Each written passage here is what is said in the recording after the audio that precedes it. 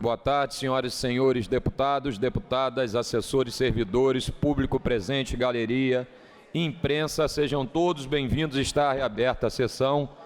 Passa-se a ordem do dia, depois questão de ordem, de senhor um colégio de líderes.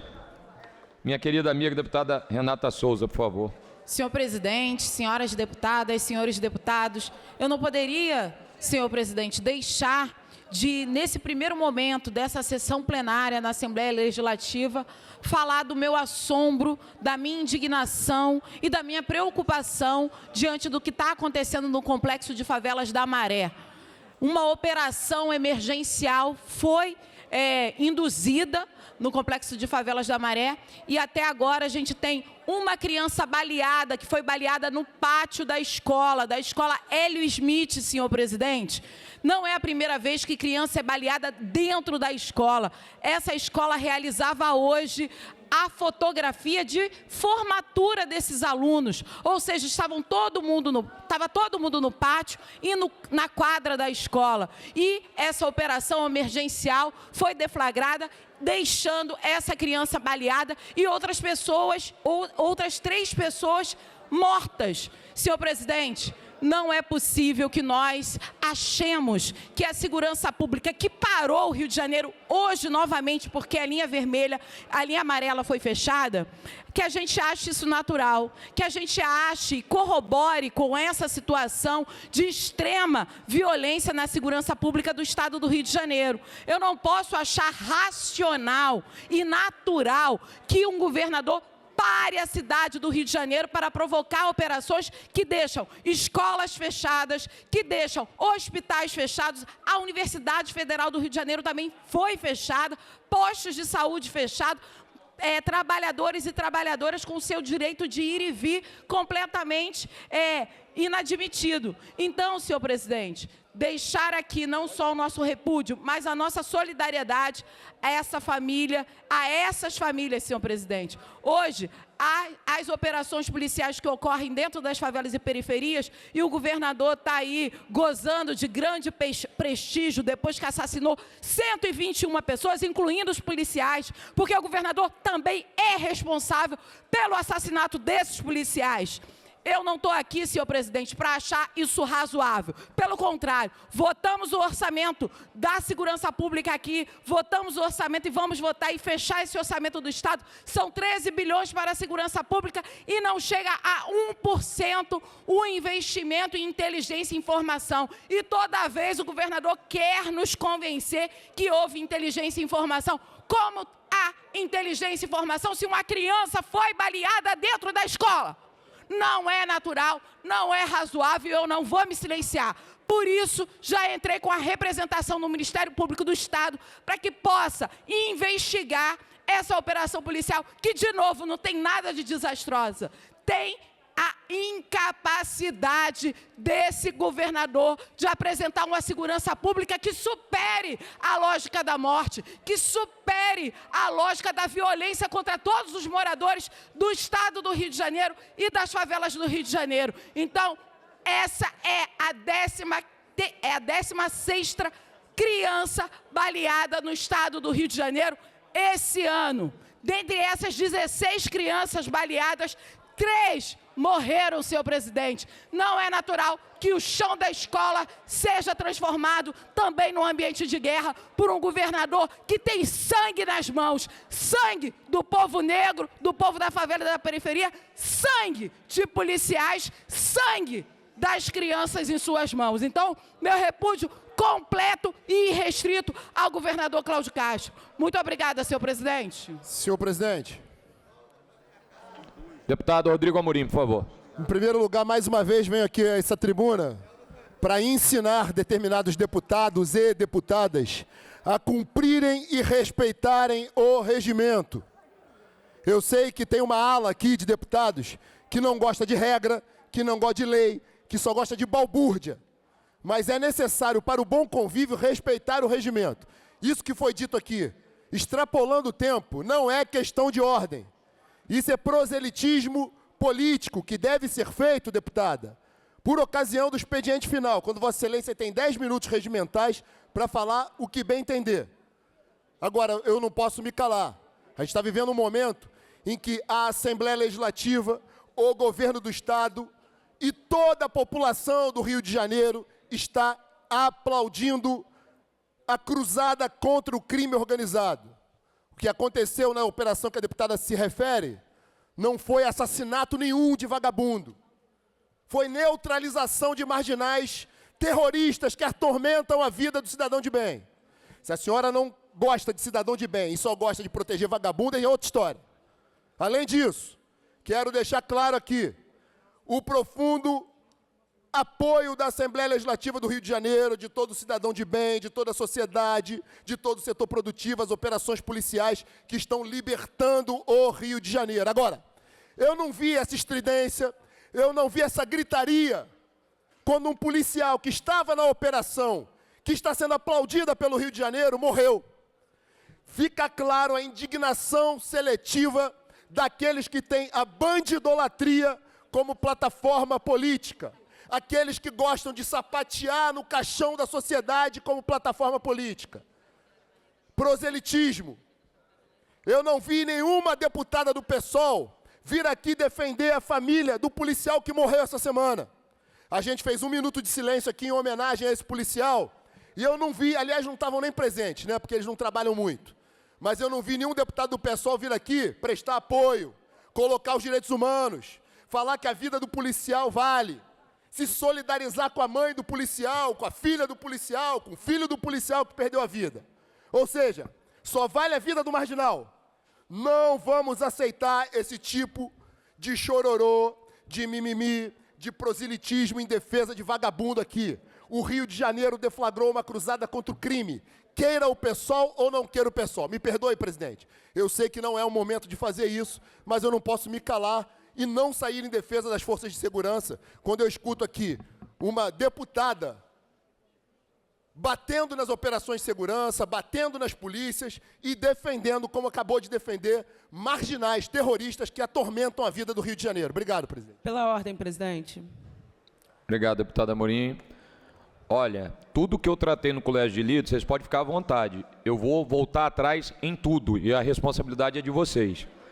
Diferente dessa palhaçada, eu venho para cá para trabalhar. Aí eu tenho pauta para cuidar, tenho matéria para aprovar, conteúdo para defender a população. Para ficar essa história aqui de L para cima, L virado para o lado. E a gente precisa trabalhar. Então, estou só avisando que a máxima do meu caráter é a minha palavra. Então, deputado Mink, deputado Luiz, quando eu não pautar, conforme a gente combinou lá em cima, vocês entendem o momento, são 3h20, eu abri a sessão 3h05, aí já usou a palavra deputada Renata, não sabia o que ia usar, já replicou a Amorim, vai triplicar Vossa Excelência, que no Ploc vai querer, e não tem problema, estou só dando ciência para que depois não caia. Eu já falei diversas vezes, então estou só repetindo que também não vou cercear o direito da fala de Vossa Excelência. Por favor, deputada Dani Monteiro. Muito obrigado, presidente. Muito breve, até porque desci cedo, estou inscrita no expediente final para fazer esse debate devidamente, mas queria aproveitar aqui o ensejo, presidente, até porque a Comissão de Direitos Humanos indiretamente foi citada aqui, e queria colocar à disposição a comissão para atender policiais. Citou direitos humanos, deputado, ouça minha fala. Deixa ela concluir, Amorim. Deixa ela concluir, por favor. Deputada Amorim, por favor. Ouça minha fala. Na minha página, senhor presidente, eu coloquei solidariedade ao 5º policial que foi vitimado naquela massacre do Alemão. Estive aqui, sim, num minuto de silêncio, em respeito à passagem triste que esse policial fez. E outra, já oficiei ambas as secretarias. Toda vez que um policial vem a óbito, a nossa comissão vem oficiando as secretarias, pedindo o contato das famílias para atender. Então, deputado, se Vossa Excelência usa aqui... Estou só fazendo uma pergunta. Se Vossa Excelência se preocupa tanto com os direitos humanos dos policiais, passe para a gente o contato. A comissão quer atender essas famílias. Tudo bem? Muito obrigado, presidente. Peço desculpas. Tem problema. Eu agradeço, Dani. Que no Ploc? Eu não. Então sai de perto do microfone, seu atentado. Anuncio em tramitação ordinária em segunda discussão, redação do vencido assim emendada, projeto de lei número 1245-A de 2015, de autoria do deputado Carlos Mink, que dispõe sobre a venda e doação de animais de estimação e exóticos de pequeno e médio porte em feiras, parques de diversão, shows, exposições e outros eventos que não têm este fim específico no âmbito do Estado do Rio de Janeiro. Em discussão. Não havendo quem queira discutir. Vai discutir, Lucinha? Eu só queria usar da palavra. Obrigada.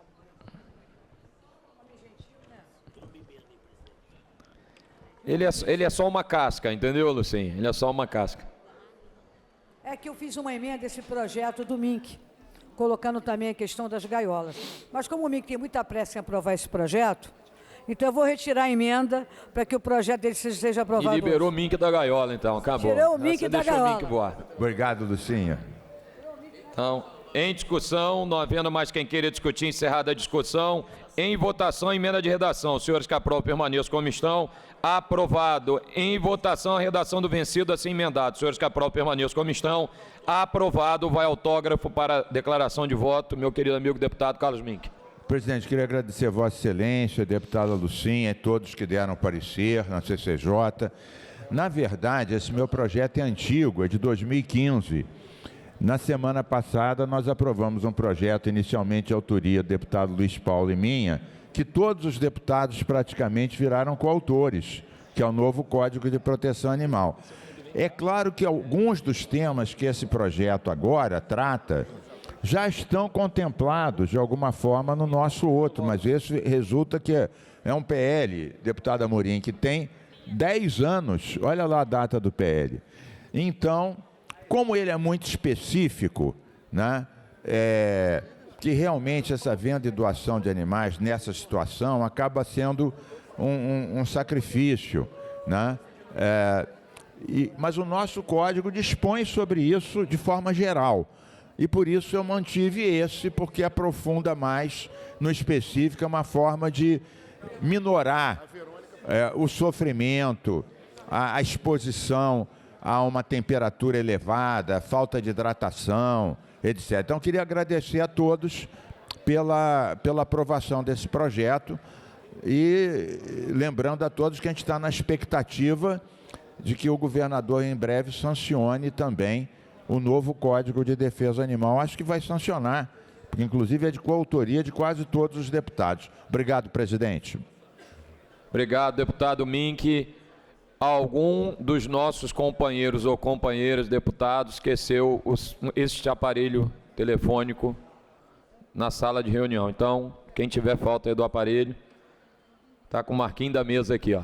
Presidente. Deputado Amorim. Só para me solidarizar com o deputado.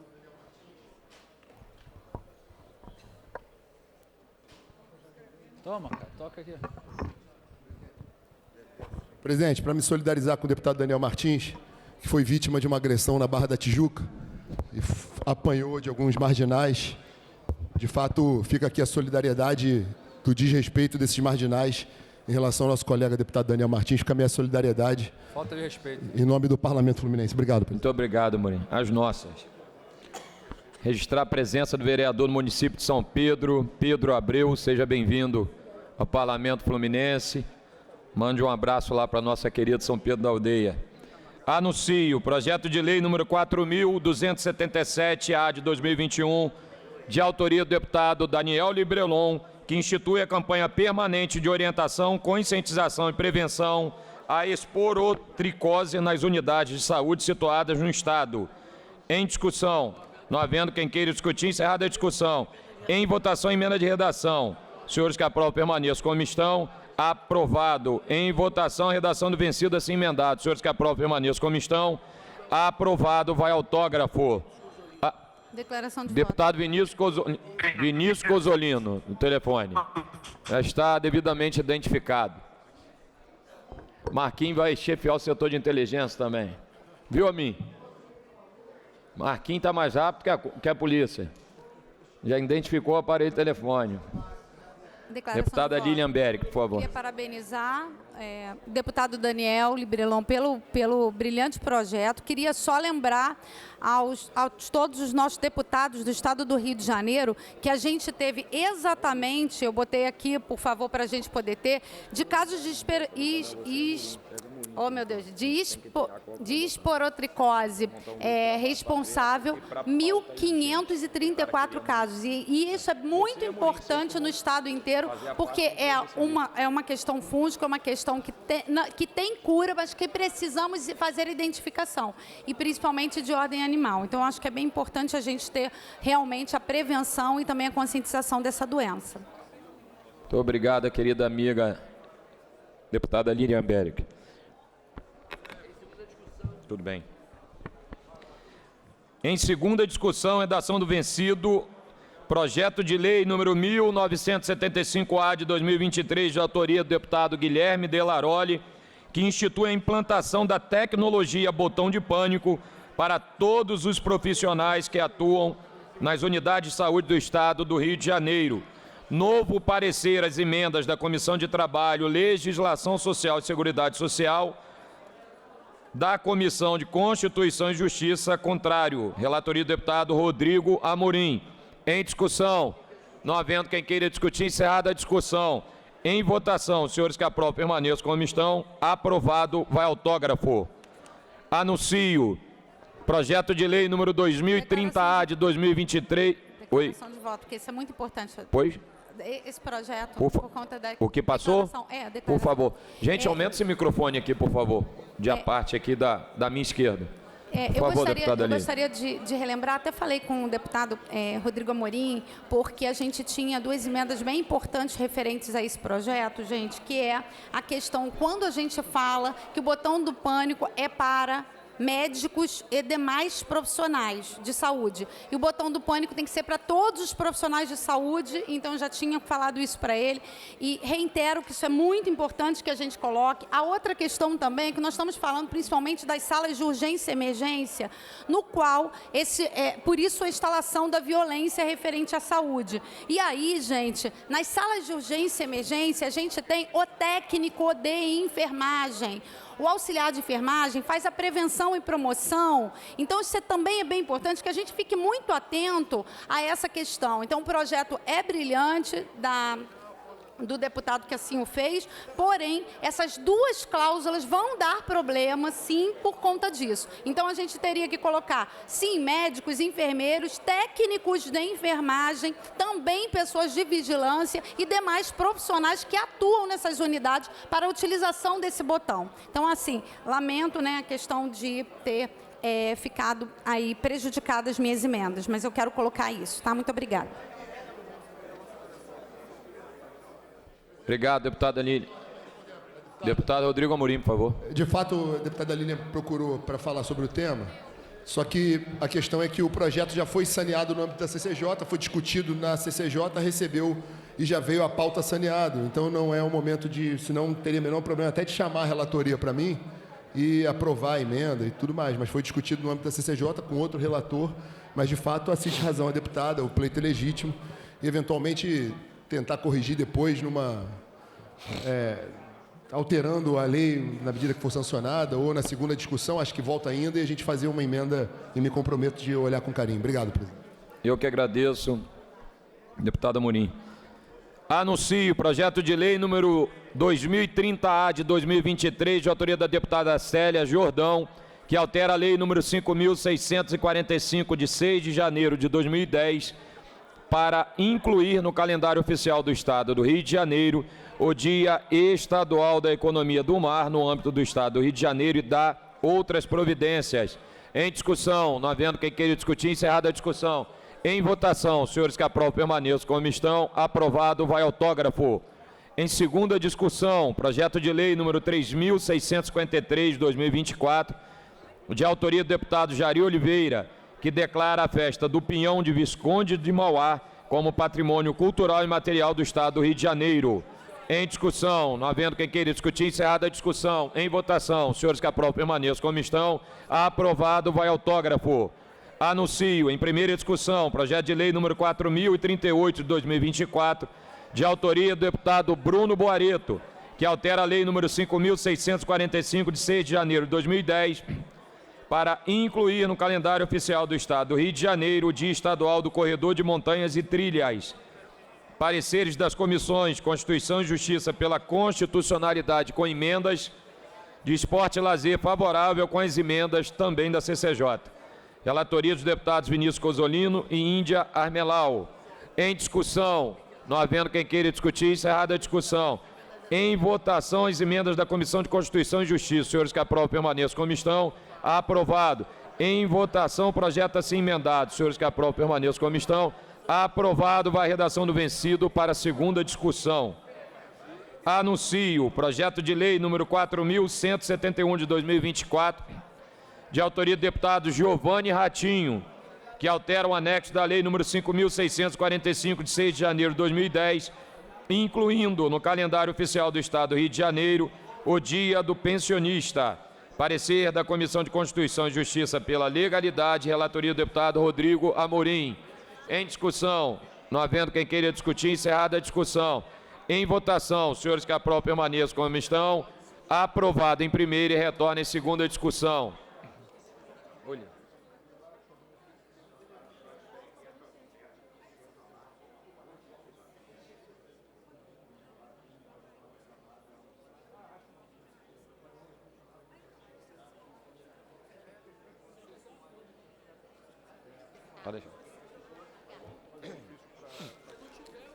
Anuncio em discussão única projeto de resolução número 1127 de 2024, de autoria do deputado Renan Jordi, que concede a medalha Tiradentes e o respectivo diploma ao cantor e compositor brasileiro de samba Renato Batista dos Santos, Renato da Rocinha.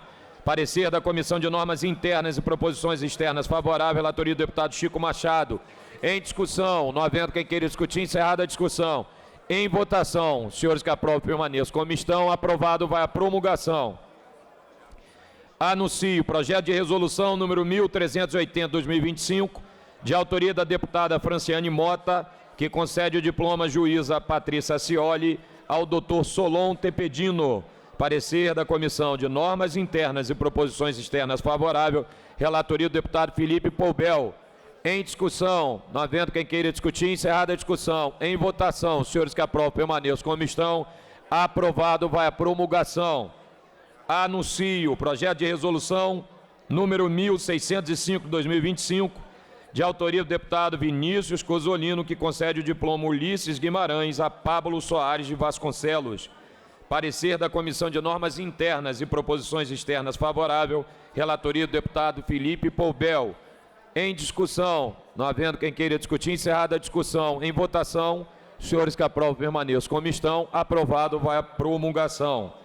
Anuncio o projeto de resolução número 1650 de 2025, de autoria da deputada Dani Monteiro, que concede o prêmio Marielle Franco à Roda Cultural Canta Teresa. Parecer da Comissão de Normas Internas e Proposições Externas favorável, relatoria do deputado Felipe Poubel. Em discussão, não havendo quem queira discutir, encerrada a discussão. Em votação, os senhores que aprovam permaneçam como estão. Aprovado, vai a promulgação. Anuncio o projeto de resolução número 1839 de 2025, de autoria do deputado Guilherme Delaroli, que concede a medalha Tiradentes e o respectivo diploma ao senhor Rodrigo Jandré Simões, chefe de gabinete da primeira vice-presidência da Assembleia Legislativa do Estado do Rio de Janeiro. Parecer da Comissão de Normas Internas e Proposições Externas favorável, relatoria do deputado Rodrigo Amorim. Em discussão, não havendo quem queira discutir, encerrada a discussão. Em votação, os senhores que aprovam permaneçam como estão. Aprovado, vai a promulgação. Próximo da pauta, projeto de lei 2811-A, de 23, deputado Júlio Rocha, retirado da pauta a pedido do próprio autor. Incluídos na ordem do dia, de acordo com o parágrafo 1º do artigo 47 do Regimento Interno, em tramitação ordinária, em primeira discussão, projeto de lei número 6.086 de 2022, de autoria do deputado Samuel Malafaia, que institui, melhor dizendo, o programa Amamentação Humanizada nas maternidades, casas de partos e hospitais públicos do Estado do Rio de Janeiro e dá outras providências. Pareceres das comissões Constituição e Justiça pela constitucionalidade, de assuntos da criança, do adolescente e do idoso favorável, de defesa dos direitos da mulher favorável, de saúde favorável, com voto em separado pela prejudicabilidade do deputado Márcio Canela, relator original, e de Defesa dos Direitos Humanos e Cidadania favorável. Relatoria dos deputados Rodrigo Amorim, Gisele Monteiro, Renata Souza, Vitor Júnior, relator do vencido, e Dani Monteiro. Pendendo de parecer da Comissão de Orçamento, Finanças, Fiscalização Financeira e Controle. Para emitir parecer pela Comissão de Orçamento, deputado André Correia, deputado Carlos Macedo, deputado Alexandre Quinoploc, por gentileza. Favorável, presidente. Muito obrigado, Quinoploc. Com o parecer emitido, em discussão, não havendo quem queira discutir, encerrada a discussão, a presente proposta recebeu 12 emendas e retorna às comissões técnicas. Muito rápido, senhor presidente, só com relação a esse projeto, que a Comissão da Mulher também deu parecer, dizer da importância desse programa de amamentação humanizada nas maternidades, casas de partos e hospitais públicos do Estado do Rio de Janeiro. Senhor presidente, eu estive visitando esses hospitais, essas casas de partos, deputado Malafaia, e o senhor acredita que a gente, para fazer, por exemplo, um banco de amamentação, não custa mais do que R$100 mil. Ou seja, é um investimento muito pequeno para algo que vai fazer diferença na vida dessa criança e na vida dessa mãe. Então, o projeto do deputado Samuel Malafaia é super pertinente, traz a oportunidade da gente ver a amamentação como uma lei nossa que foi aprovada aqui, reconhecendo o mês de agosto como mês agosto dourado, justamente entendendo o leite materno como um alimento de ouro para as nossas crianças e também para essas mães que podem amamentar, mas muitas vezes as mães não podem amamentar. Então, o banco de leite é fundamental para essas crianças. Então, parabenizar o deputado Samuel Malafaia por pensar na amamentação humanizada. E mais uma coisa, hein, senhor presidente, que eu gostaria de trazer com relação à amamentação.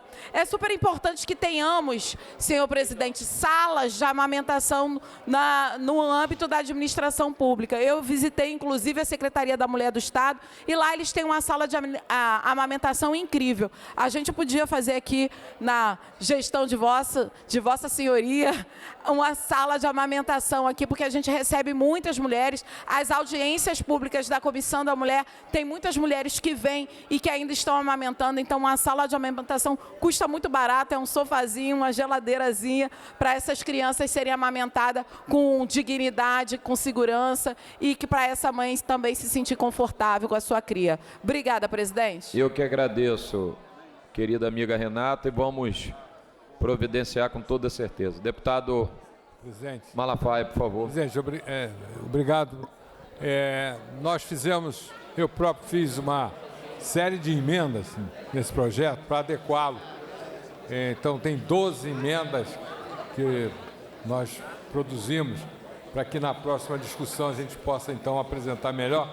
Eu pediria também a nossa querida deputada Línia Berg que olhasse e verificasse que ela entende muito dessa área de médica, medicina e farmácia, né? Então, você fica à vontade, porque o projeto vai sair de pauta, para também dar a sua contribuição. Tá? Muito obrigado. Obrigado, deputado. Obrigado, Malafaia. Obrigado, Renata, também mais uma vez. Olha, a gente está indo para o último projeto da ordem, projeto de lei da ordem do dia, e eu gostaria, a lista, Rui, por favor, novamente, eu vou protocolar o projeto agora do reforço para os municípios. Praticamente toda a Assembleia assinou, mas só para fazer uma chamada aqui, que consta ainda a anuência do deputado Pisciani. Renato Machado tem branco aí. Até agora só Dani Balbi, pelo que está constando aqui. Apesar dela estar no colégio de líderes e não ter questionado, se alguém puder até fazer um contato. Renato Machado e Dani Balbi. Todos os demais já assinaram ou deram a concordância aqui para que façamos o protocolo. De toda sorte, eu estou fazendo o protocolo. Quem ainda estiver em tempo na casa, Dando ok, então mais uma vez lembrando aqui, falta só a confirmação da deputada Dani Balbi e do deputado Renato Machado.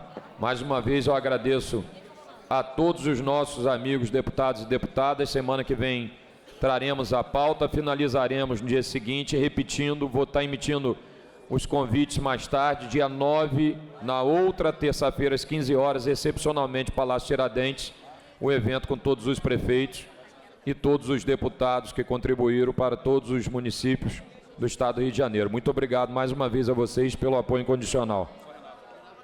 Dani Balbi já confirmou. Renato, salvo engano, já tinha autorizado também, mas esqueceu de assinar, que ele saiu antes. Anuncio projeto de lei número 4.217/2024, de autoria do deputado Fred Pacheco, que dispõe sobre os requisitos necessários para o funcionamento de empresas reprocessadoras que realizam a gestão de central de material e esterilização, CME, de produtos para a saúde e da outras providências. Pareceres das comissões de Constituição e Justiça pela Constitucionalidade e de Saúde favorável. Relatoria dos deputados Rodrigo Amorim e Marcelo Dino. Pendendo dos pareceres das comissões de Economia, Indústria e Comércio e de Orçamento, Finanças, Fiscalização Financeira e Controle. Para emitir parecer pela Comissão de Economia, meu querido amigo, deputado Bruno Boareto. Obrigado, Flávio. Deputado Boareto. Deputada Célia Jordão, por favor.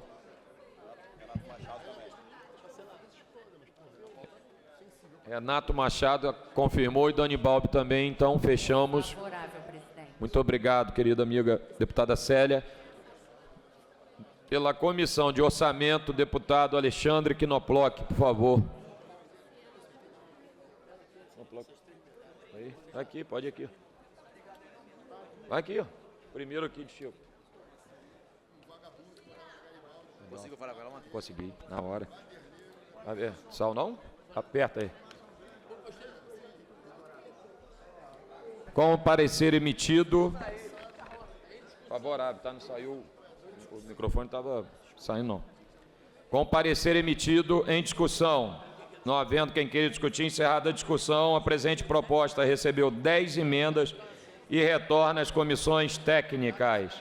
Nada mais havendo a tratar na ordem do dia, passa-se ao expediente final. Agradeço mais uma vez a todos os deputados. Primeiro, o orador inscrito, o deputado Luiz Paulo, por favor.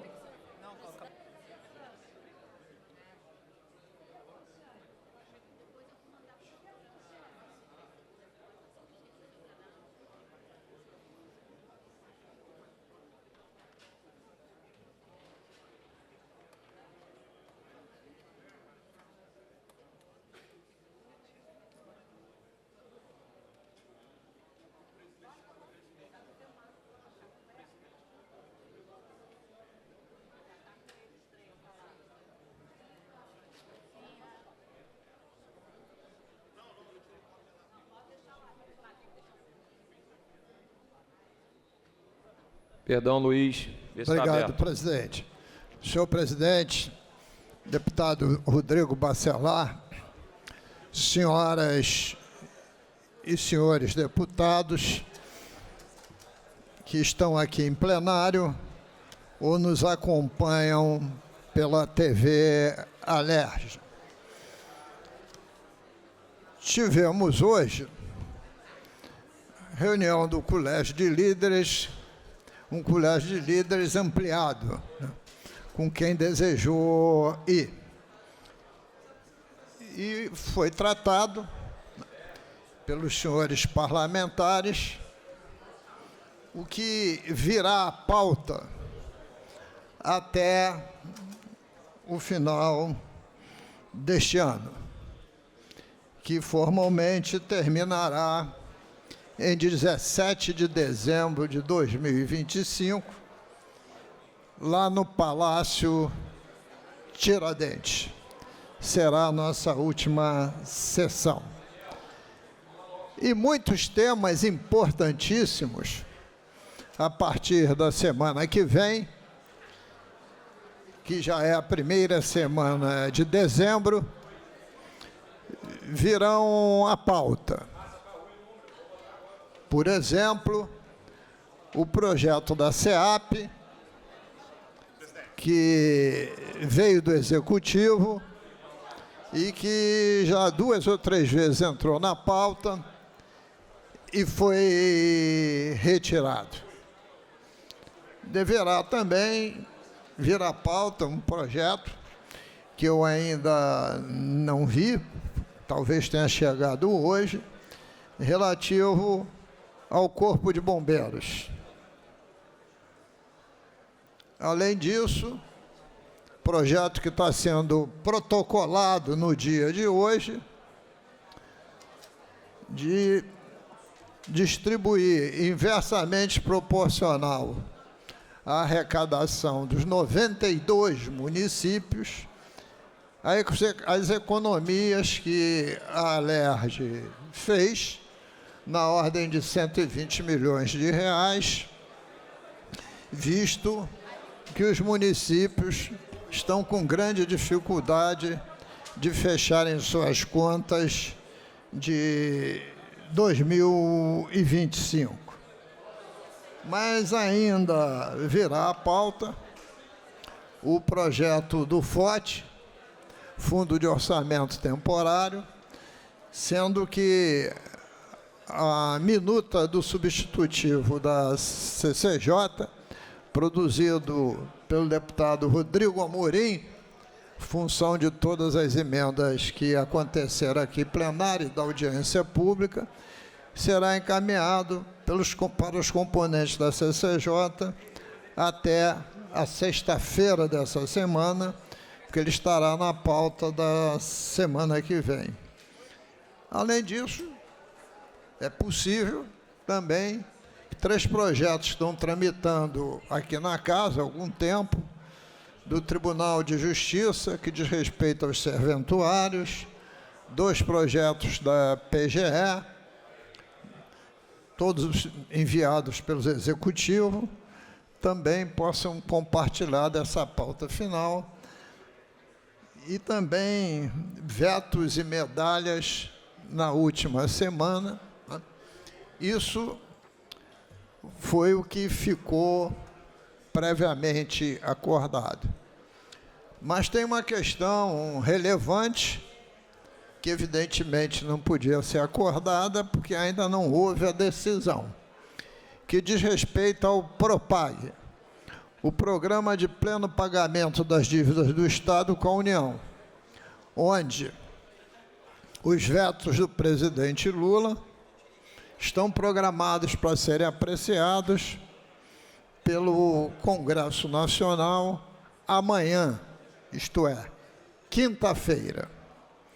E se os vetos forem derrubados, o governador vai tratar da adesão ao PROPAG. E aí é necessário que o Executivo e o Legislativo conversem para ver se ainda este ano vai precisar de alguma legislação específica, tipo uma autorização para aderir ao PROPAG, ou a parte de legislação do PROPAG, que obrigatoriamente vai ter que ter, está no texto da lei do decreto regulamentador, poderá ficar para a legislatura vindoura. Além disso, teremos que aprovar o orçamento para 2026. Este orçamento que está com um rombo de 19 bilhões de reais. Então, veja, senhoras e senhores, nesses aproximadamente 15 dias que nos restam, um pouquinho mais, nós teremos pautas muito intensas. Apesar do tempo curto, não se pode votar orçamento sem continuar as discussões sobre ele, muitas vezes destacar uma emenda que não tenha sido beneficiada, até porque antes do orçamento vir à pauta, terá que ter uma reunião da Comissão de Orçamento para decidir sobre as emendas que foram feitas no sistema. Então, estou procurando dar aqui um panorama da intensidade do que acontecerá nos próximos 15 dias.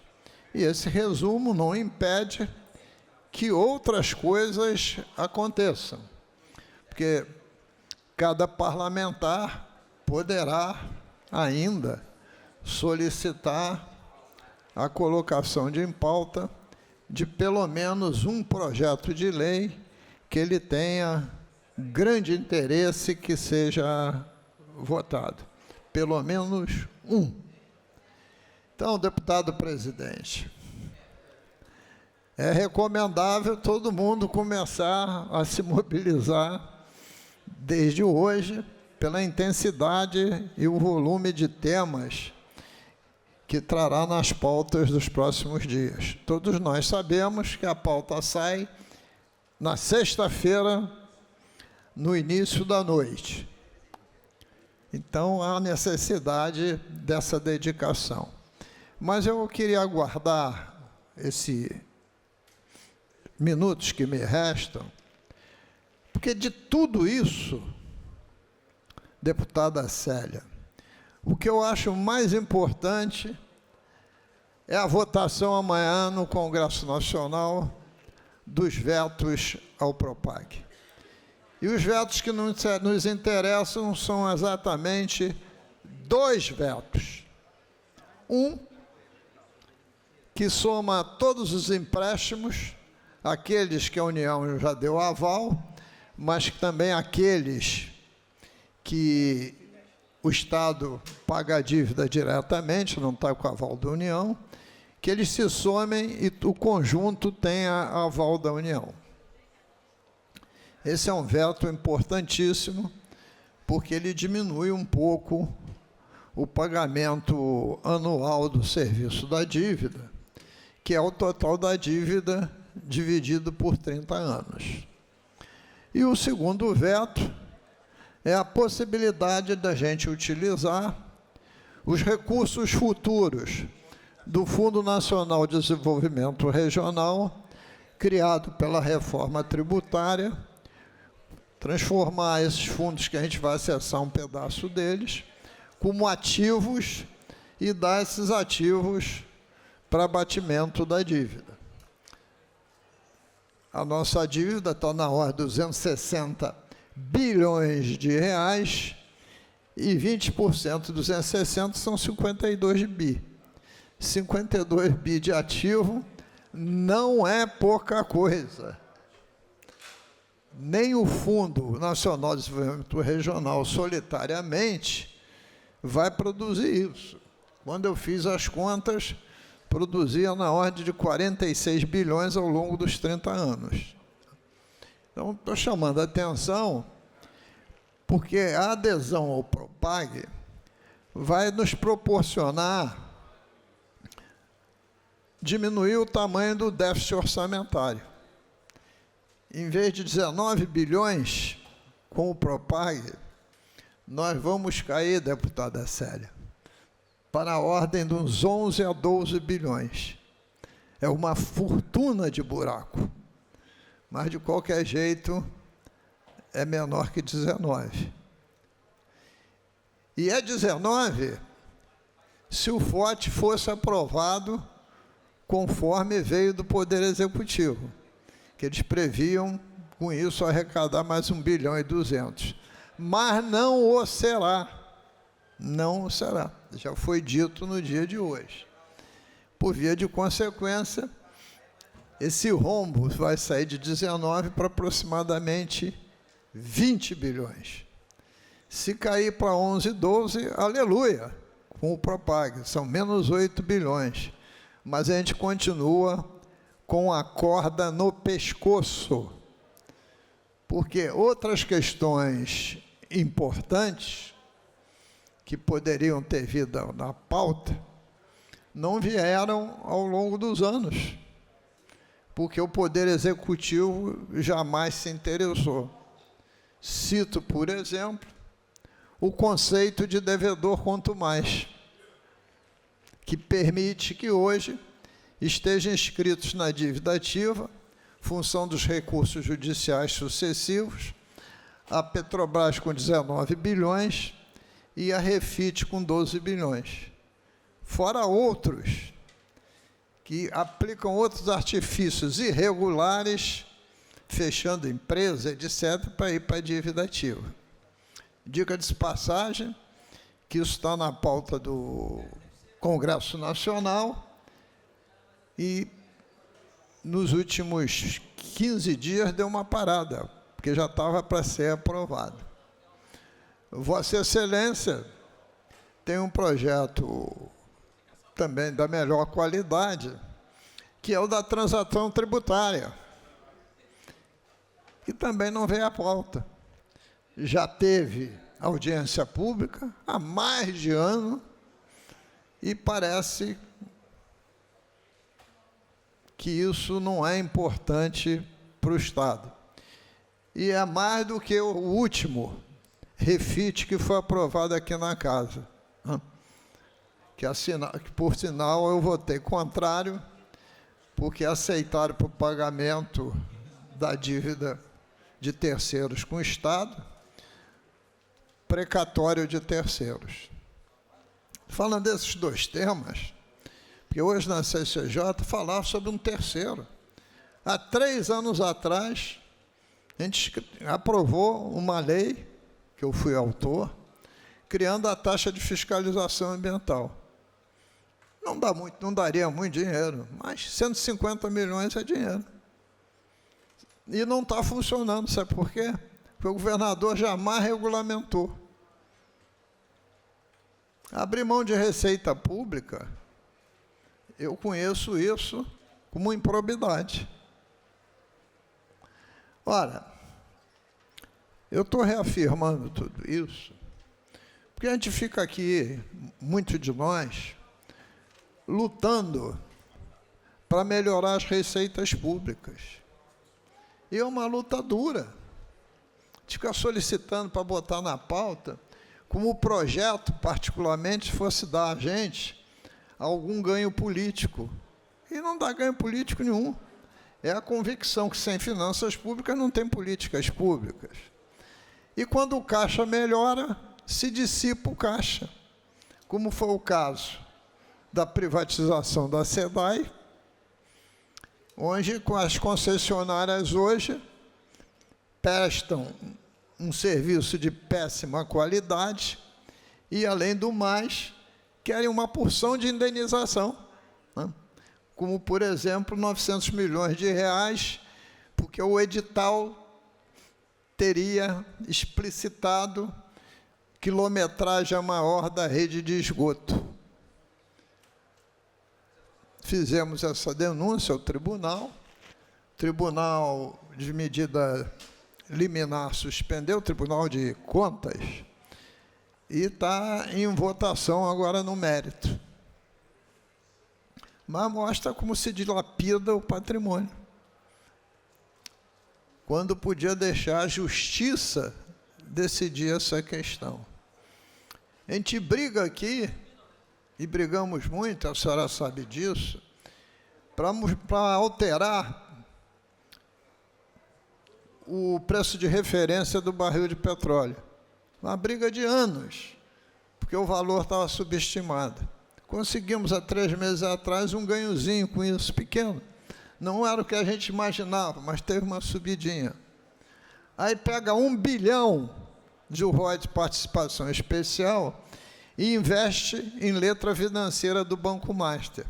Você sabe o que aconteceu com esse 1 bilhão, deputada Célia? Virou pó, porque nem fundo garantidor tem para letra financeira.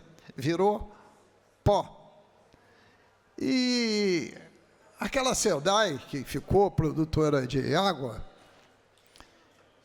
está lá no balanço, investiu em 2023 e manteve em 24 e 25, 218 milhões de reais em CDB do Banco Master. Como o CDB tem fundo garantidor, a SEDAI trocou 218 milhões por 250 mil reais. Esses são os nossos gestores. Vou concluir, senhor presidente. O senhor me desculpe. Mas esses são os nossos gestores, o que eles fazem com os recursos públicos. Vou parar por aqui, porque eu já fui repreendido aqui pelo meu presidente, né? Mas a gente volta na quinta-feira com o mesmo tema. Muito obrigado. Obrigado, deputado Luiz Paulo. É uma honra ser parlamentar ao seu lado. Não tenho essa autoridade de repreender tamanha entidade que se participa aqui do nosso parlamento. Próxima deputada é a deputada Dani Monteiro. Prepara a deputada Renata Souza.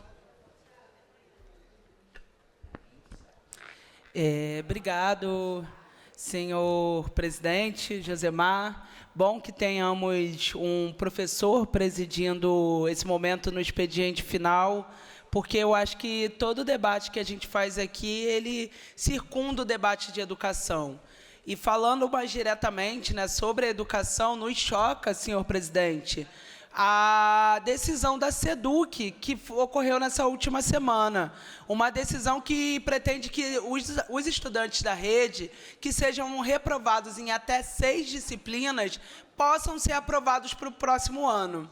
Tudo isso sobre a justificativa da evasão escolar, porque, afinal, quando você tem uma turma em comum, você tem uma coletividade. E um desses alunos, ao sair a turma seguir, né, um aluno permanecer no ano que está e a turma seguir, faria com que esse aluno que permaneceu tivesse mais predisposição a evadir. É verdade, né? Segundo estudos da psicologia, quando você tem uma retirada, né, uma diferenciação de um componente de um grupo, isso pode afastá-lo do grupo. Mas essa diferenciação há enormes. Por exemplo, a diferenciação da alimentação dos estudantes. Nem por isso a secretária, se preocupa em combater a evasão, que é a ausência de merenda ou de alimentação escolar causa. Então, nos choca que a SEDUC, preocupada com a média do IDEB, e não preocupada por conta da educação de você, jovem estudante, mas preocupada, sobretudo, com o orçamento que o Estado recebe do IDEB. O Rio de Janeiro, senhor Josemar, chegou novamente à vergonhosa posição de penúltimo lugar no índice do IDEB. É o menor da região sudeste. O Rio de Janeiro é um estado que vem acumulando perdas grandiosas da educação. E vale lembrar, só subiu no índice da última vez porque fechou escolas, não porque melhorou a qualidade da educação. Então, mais uma vez, outro executivo, outra gestão, mas os passos se seguem. A ideia de maquiar os dados, de manipulação dos dados. Para nós, isso é extremamente temerário, porque isso não combaterá a evasão, isso não tornará a escola um ambiente mais atrativo para os jovens. E o que mais nos escandaliza, a patifaria, é que há a promessa daqueles professores que conseguirem chegar a uma média de aprovação de 95% dos estudantes, eles podem ganhar um bônus de até R$3.000. Isso é um escárnio, né? É um escárnio. Um bônus de até R$3.000, caso você aprove. Sabe aquele famoso na volta a gente compra? É o que está ocorrendo. Aprova primeiro, depois a gente vê, professor, se a gente dá o bônus. Isso é de uma crueldade, de uma desumanidade, porque, de um lado, você está vulnerabilizando o estudante, que já é o maior vitimado da evasão escolar, e, por outro, você aproveita a vulnerabilidade do educador para ir na raiz. Ou seja, o que o governador quer mesmo, o que o Cláudio Castro quer, é colocar o dinheiro do IDEB no bolso do executivo, porque, de resto, não há uma preocupação nem com o salário do professor e muito menos com a evasão dos estudantes. Porque, se houvesse a preocupação com o salário do professor, a gente falaria aqui da melhoria das estruturas escolares. A gente falaria do aumento do salário dos professores do Rio de Janeiro, que hoje é o menor do país. A gente falaria do piso da categoria. E, melhor ainda, senhor presidente, a gente falaria do calote que o governador deu nos professores, porque houve um acordo firmado nessa casa sobre um reajuste salarial dos professores, que, na hora de pagar, Cláudio Castro não cumpriu. Então, aqui, a gente recebe essas informações que não chegam para casa. Se a LERJ aqui pudesse debater, nós, com certeza, contrário seríamos a essa portaria da SEDUC. Mas chega a informação para a gente escandalizado, né? Parece que é um governador que teima em não governar. Os 4 anos de legado de governo de Cláudio Castro será, sobretudo, 4 anos sobre o que você não fazer na política. Como não governar, como não ter gestão de executivo. Porque quando você esvazia a principal pasta do Estado, a principal pauta democrática, que é a educação dos nossos jovens, você confirma que essa gestão é tudo para os meus aliados, tudo para os meus interesses financeiros, um governador chafurdado em escândalos de corrupção, e ele ainda continua esvaziando a gestão. Nos causa estranheza, inclusive, senhor presidente, porque o maior motivo de evasão escolar definitivamente não é a ausência de aprovação dos estudantes, mas, como vinha falando, a falta de estrutura das escolas, a falta de remuneração devida dos educadores e, sobretudo, a falta de condição dos ambientes escolares. A gente tem dados aqui do Redes da Maré, que de 2016 a 2024 foi um ano inteiro de aula perdida. Um ano inteiro. Então, cada jovem passa, no mínimo, em torno de 10 a 11 anos estudando e um pouco mais. Então, pensa que de 10 anos na escola, um estudante da favela tem menos 1. Ao final da formação dele, ele não faz 10 anos, ele faz 9. Então, é isso que a Redes da Maré nos diz. Então, como esse estudante vai manter uma regularidade do ensino e aprendizagem, como esse jovem vai sonhar com o futuro, como esse jovem prestará uma prova de vestibular, sem ter a devida formação. Hoje, mais uma vez, uma operação policial na Maré vitima uma criança dentro do pátio, como foi com Maria Eduarda em Acari, como foi com Marcos Vinícius voltando da escola, e mais uma vez uma criança é baleada no equipamento que deveria proteger a sua vida. Então, é a perda de aula, é a ideia que o estudante da favela tem que aprender é um plano de segurança, e não o conteúdo escolar. Olha, o estudante tem que aprender a se jogar no chão, tem que aprender a cuidar da sua cabeça, cuidar dos seus órgãos vitais para não ser baleado. Que tipo de ensino e formação estamos dando aos nossos jovens? Essa, senhor presidente, é algo que muito nos preocupa, porque o olhar do novo ensino médio, o olhar, né, do itinerário formativo das escolas, é um olhar que não ouve os jovens, não ouve. E aqueles que são, sim, parte transitória na educação, mas, sobretudo, os estudantes são a alma da escola. Então, sim, um estudante pode passar 4 anos numa escola, dependendo da quantidade de seriação que ele tem, até 8 anos, mas é aquele estudante que, de fato, dá sentido ao que cada profissional de educação faz ali.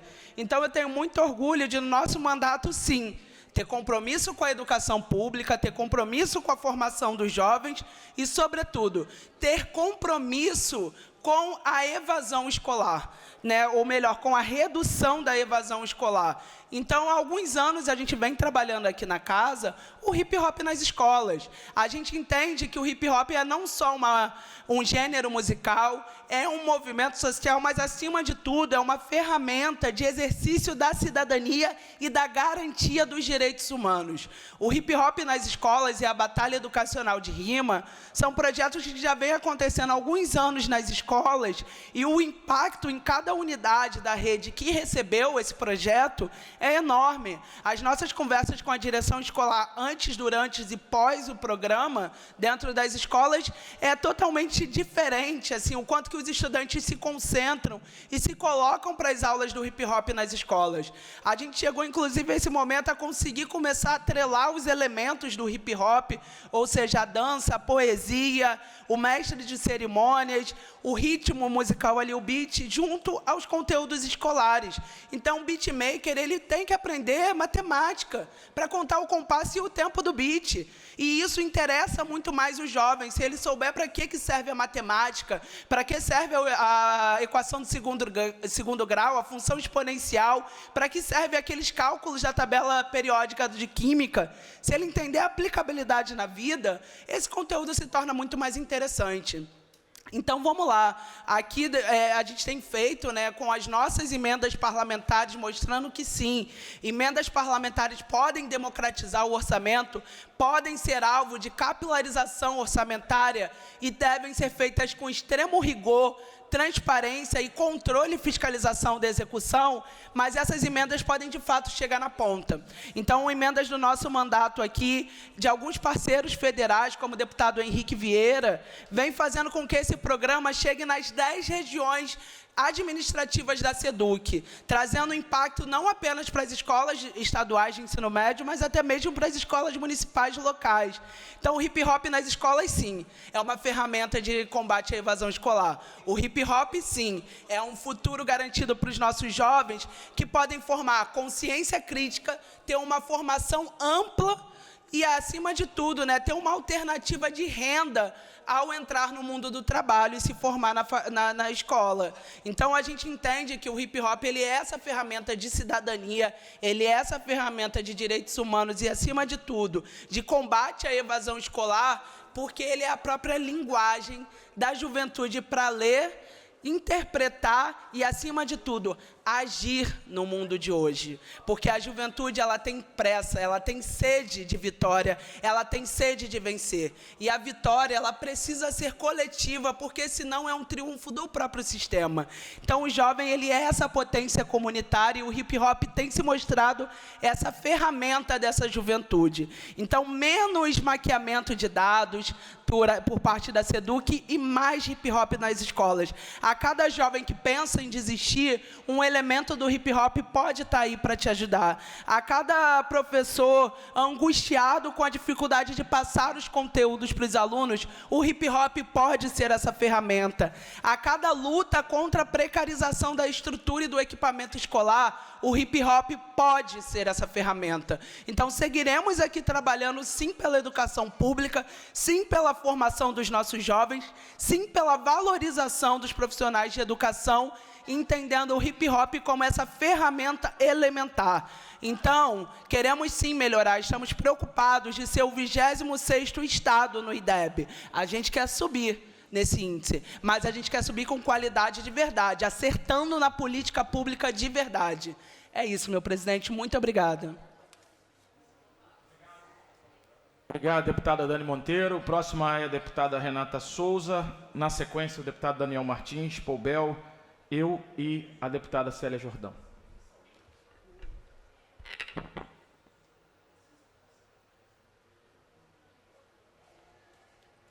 Senhor presidente, senhoras deputadas, senhores deputados, importante trazer aqui hoje alguns elementos para a gente pensar essa sociedade e de que maneira a gente pode concretizar lutas que os movimentos sociais, o movimento de moradia, o movimento de mulheres, o movimento de negros, o movimento LGBTQIA+, o movimento de favelas têm pautado a gente, em especial diante da fragilidade das políticas públicas que atenda à diversidade da nossa sociedade. Mas o que eu quero trazer aqui hoje, senhor presidente, foi que ontem, em Brasília, foi realizada a Marcha das Mulheres Negras por Reparação e Bem Viver. E uma fala da filha da Marielle Franco, a Luiara Franco, me chamou muita atenção, porque ela disse: reparação é garantir que os filhos das mulheres negras vivam. E não é à toa, quando a gente vê hoje, numa escola da Maré, de onde eu sou cria, na escola Hélio Smith, que mais um filho dessas mulheres de favela e periferia foi baleado diante de mais uma operação policial, uma operação chamada de emergencial. Então, quando a gente fala que reparação e bem viver, esses lemas levados para Brasília pelas mulheres negras de todo o Brasil, é exatamente garantir que a nossa juventude negra viva com dignidade e plenamente. E não à toa o governador Cláudio Castro não assinou o programa Juventude Negra Viva do Ministério de Igualdade Racial. Não é à toa, esse governador não está nem aí para a juventude das favelas e periferias, muito menos para a juventude negra. Agora, você imagina se uma criança em uma escola do Leblon fosse baleada no pátio da escola durante as fotos de formatura daquelas crianças, com outras crianças assistindo. Tem um áudio que eu nem coloco aqui, deputado, porque é muito doloroso. Uma criança ligou para a mãe narrando o que foi ver o amigo com um buraco na perna, baleado, dizendo que estava perto desse amigo e que também poderia ter sido baleado naquele momento. Isso não é natural, isso não é racional, isso não é segurança pública, governador Cláudio Castro. Isso é genocídio dentro das favelas e periferias cotidianamente. Então, esse governador que não assinou o Programa Nacional Juventude Negra Viva para ter projetos e ações contundentes dentro das favelas e periferias, para que a nossa juventude possa sonhar em ter um futuro, possa garantir cursos de profissionalização. Enfim, esse governador, ele não é só incapaz, ele não é só ineficiente, ele é, na verdade, ardiloso. Ele gosta de impor o terror sobre as favelas e periferias, impor o terror nas escolas dessas favelas e periferias, impor o terror dentro dos postos de saúde, impor o terror nas vias públicas de transporte do Rio de Janeiro. Esse governador é o verdadeiro terrorista, e isso ninguém fala. E é ele mesmo, esse governador, que inclusive denunciei para o Ministério Público Federal, que usou mais de 70 milhões de CPFs para fazer pesquisas em termos de segurança pública num sistema chamado Córtex, que é um sistema do Ministério da Justiça. Ou seja, sem a autorização de 70 milhões de pessoas, a segurança pública do Estado do Rio de Janeiro fez investigações sem autorização, ou seja, o seu CPF pode ter sido utilizado pelo governador do Estado sem a menor transparência. Pelo contrário, usando os dados das pessoas para usar na segurança pública, que é esse escárnio, que é essa tragédia anunciada no Estado do Rio de Janeiro. Então, é importante dizer que nós entramos com uma representação no Ministério Público Federal para que investigue o governador pela utilização de 70 milhões de CPFs na plataforma do sistema Córtex. Então, é mais um escândalo que esse governador, que é incompetente, que só porque matou 121 pessoas, é isso mesmo, o governador tem em suas mãos o sangue de 121 pessoas, inclusive o sangue dos policiais, porque ele fica lá falando que os policiais são heróis, mas esses policiais estão mortos diante da política genocida que esse governador aplica todos os dias no chão da favela e da periferia, utilizando os policiais como bucha de canhão. É isso que se trata. E aí fica fingindo que são heróis. Não são heróis porque morreram. Morreram porque esse governador usa os policiais como bomba de canhão para colocar a vida da maioria da população em risco. Então, olhar essa situação gravíssima do Rio de Janeiro é fundamental. E aí, esse governador que já tem um escândalo de 70 milhões de CPFs utilizados no sistema Córtex, também é o governador que deu 2,5 bilhão do Rio Previdência para o Banco Master. E o Tribunal de Contas do Estado já tinha apresentado para o governo do Estado o quanto que seria arriscado essa aplicação. 1 bilhão só do Rio Previdência foi no Banco Master. E aí, quando eu falo aqui que o governador só faz negociatas para o privilégio dos seus amigos, a gente viu o presidente, o dono do Banco Master, sendo preso pela Polícia Civil, pela Polícia Federal, acusado de formação de crime organizado, acusado por uma gestão fraudulenta do Banco Master, e o governador botou o seu dinheiro, 2,5 bilhão, nesse Banco Master, mesmo com o aviso do Tribunal de Contas do Estado. Bom, gente, essas coisas que eu estou trazendo aqui já seriam mais que suficientes para a gente conseguir o impeachment desse governador que não tem a responsabilidade orçamentária, econômica e financeira com o Estado do Rio de Janeiro, porque botou dinheiro seu, todo o risco, toda a prova de risco, sem qualquer cobertura, inclusive, caso o banco falhasse. Mas ele estava ali com os seus amigos, gozando dos seus privilégios de governador do Estado, para enfiar o dinheiro do poder do povo do Rio de Janeiro num banco já prestes a falir, como já tinha demonstrado o Tribunal de Contas do Estado. É por isso também que nós entramos com uma representação no Ministério Público do Estado do Rio de Janeiro para que investigue essas ações, inclusive com relação ao Banco Master. A gente precisa que esse governador seja responsabilizado pela a sua falta completa de compromisso com o Estado do Rio de Janeiro. Então, nesse sentido, é fundamental que a gente possa estar vigilantes aqui na Assembleia Legislativa, garantindo, inclusive, que esse governador seja questionado, responsabilizado por toda a sua... Porque não é falha, gente, isso é um projeto. Eu não posso dizer que o governador Cláudio Castro está falhando. Não, esse é o projeto dele. O projeto dele é eleitoreiro. Se agora foram 2,5 bilhões... para o Banco Master, e a gente não sabe para onde que foi parar, a gente precisa lembrar da venda da SEDAI.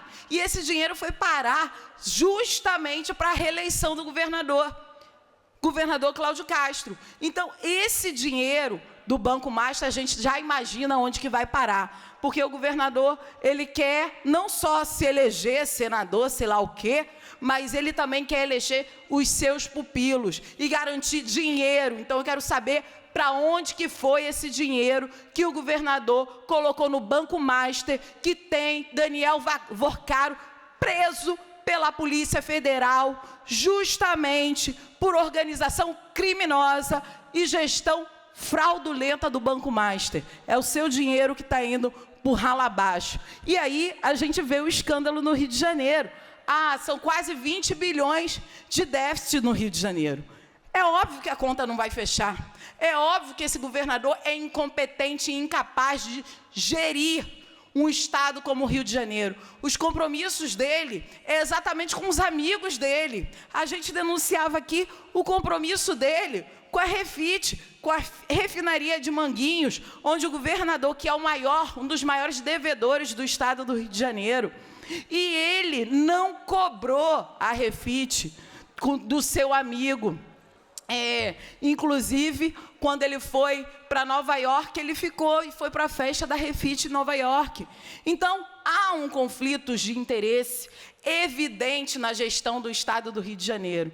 E não à toa nós entramos com um pedido de impeachment do governador Cláudio Castro aqui na Assembleia Legislativa. A gente sabe, aqui o governador tem maioria, aqui o governador tem gente que vai bater palma para tudo que ele fizer, tipo foca, sabe? Que não consegue pensar, mas que vai bater palma para o governador.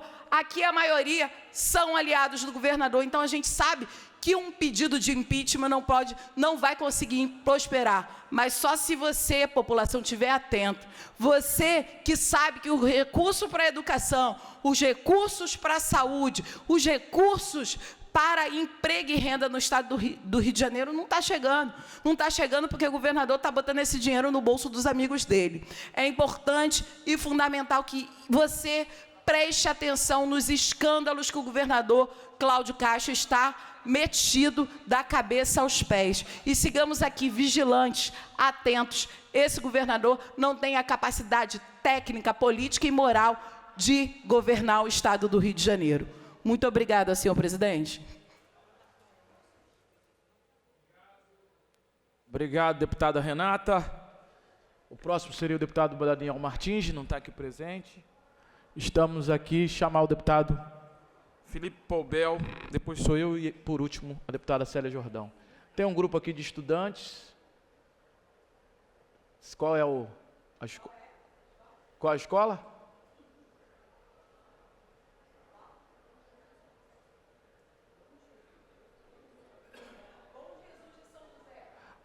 Saudar os estudantes da escola Bom Jesus de São José. Não, Bom Jesus de São José é o local. Tá, depois a Patrícia vem aqui, passa o nome para mim e a gente anuncia aqui. Pode, com o tempo regimental, o deputado tem 10 minutos. Obrigado, presidente. Boa tarde, presidente, nobres colegas parlamentares, público presente e quem nos assiste pela TV Alerj. Presidente, eu vou fugir um pouquinho o tema que me trouxe a essa tribuna, porque não dá para ficar quieto em ouvir as asneiras proferidas pela deputada do PSOL que me antecedeu, falando de segurança pública. É muito mimimi, é muito vitimismo, onde ela fala e cita que o governador Cláudio Castro persegue os negros. Ora, em comunidade, deputada Célia, não mora só negro, não, mora branco. Mora branco. E se você puxar a memória daqueles 120 vagabundos mortos, tinham diversos brancos. E ela vem para cá, matou 120 pessoas. Pega esses vagabundos e leva para casa então, pô. São os mesmos vagabundos que aterrorizam a população de bem dia e noite, que promove o caos no nosso Estado. Eu estou cansado dessa balela, desse mimimi, onde eles dizem que o ladrão é vítima da sociedade, que o traficante é vítima do usuário, porra. É esse povo que vem para cá, para a tribuna, defender bandido. Defender bandido. Por isso que nós estamos vivendo uma inversão de valores no nosso país, onde o herói, que é o policial, é crucificado, e o bandido valorizado pela esquerda, porra. Não dá para aturar isso, porque um desses bandidos não pensa e não tem clemência quando o cidadão de bem tem um movimento involuntário, ao entregar o celular quando está roubado, a um assalto. Eles tiram a vida da população de bem dioturnamente. Aí vem para cá defender vagabundo, marginal, traficante, narcoterrorista. Parabéns, governador Cláudio Castro. Foram poucos mortos naquela operação e poucos mortos na operação de hoje. Vagabundo é vala. É vala. E, se possível, enterrado em pé para não ocupar espaço, porra. Não dá para aceitar. Não dá para aceitar essa defesa implacável da esquerda para com vagabundos. Parabéns, governador Cláudio Castro. Parabéns, secretário de Polícia Civil Felipe Cury. Parabéns a todos os policiais do nosso Estado. E hoje, o que aconteceu na linha amarela, tinha um grupo fortemente armado de narcoterrorista tentando tomar território no Complexo Samaré. E a polícia interviu inteligentemente. Pena que foram poucos mortos, só 3. Era para ter sido mais. Presidente, voltando agora ao assunto que me trouxe essa tribuna, nós sabemos que Maricá é uma cidade rica, se não a mais rica do estado do Rio de Janeiro. Maricá está fundada na corrupção, na ladroagem, no desvio do dinheiro público, liderado pelaquela figura folclórica denominada Quaquá. Só que eles estão passando de todos os limites. De todos os limites. Se não bastasse roubar dinheiro da saúde, eles agora estão roubando dinheiro da educação. E pior, deputada Célia, da merenda dos nossos alunos e das nossas crianças. Essas crianças reclamam dos alimentos que estão sendo servidos nas escolas. Alimentos que não condiz com o cardápio. E muitas vezes faltando alimento nas escolas públicas de Maricá. É inaceitável uma cidade com um orçamento de quase 8 bilhões de reais ter deficiência na entrega de alimentos para os alunos da rede pública de Maricá, presidente. E eu quero chegar ao ponto crucial. Quem não lembra da empresa Milano, responsável por pagar propina ao seu Cabral, ao seu Pezão, milhões e milhões de propina. Empresa essa que tiveram empresários presos, políticos presos, porque movimentaram 8 bilhões. Estou falando de 8 bilhões no governo Cabral e no governo Pezão. Aí me vem a Secretaria de Educação de Maricá, secretaria essa que é comandada pelo vereador do PT, vereador Radesh, um vereador que quis viajar para Cuba com dinheiro público e foi repreendido pelo presidente daquela Casa Legislativa de Maricá, a qual eu tenho orgulho de dizer que eu fiz parte. Vereador que comanda essa pasta, todos sabem, Maricá, é o pupilo do Quaquá que comanda a pasta de educação. Já firmou o contrato, nos últimos 2 anos, 24 e 25, de 30 milhões de reais, meu irmão. 30 milhões de reais. Vocês têm noção disso? Com essa empresa que presta um desserviço para a população maricaense. E eu estou falando que estão tirando de merenda de criança, presidente. Dinheiro que era para estar na mesa da escola, através da comida, alimentação. E você sabe muito bem, presidente, muitas crianças têm aquela refeição como a única do seu dia. E é inaceitável uma cidade que tem a maior renda per capita do país cometer uma atrocidade dessa. É uma covardia maricaense o que o prefeito Quaquá, o que a Secretaria de Educação, o que o vereador Radeste vem fazendo em Maricá, roubando dinheiro de criança da merenda escolar, presidente. É algo inaceitável. Eu sei que o meu papel como parlamentar eu estou fazendo. Vou denunciar as autoridades competentes. Tenho certeza que vamos glorar êxito, como nós gloramos agora na denúncia da fraude e licitação do chamamento público do Hospital de Guevara. Mas a maior justiça, eu tenho certeza que vai ser Deus, a mão de Deus, que vai pesar muito pesado na cabeça desses vagabundos que roubam dinheiro de criança, que roubam dinheiro da merenda. É inaceitável.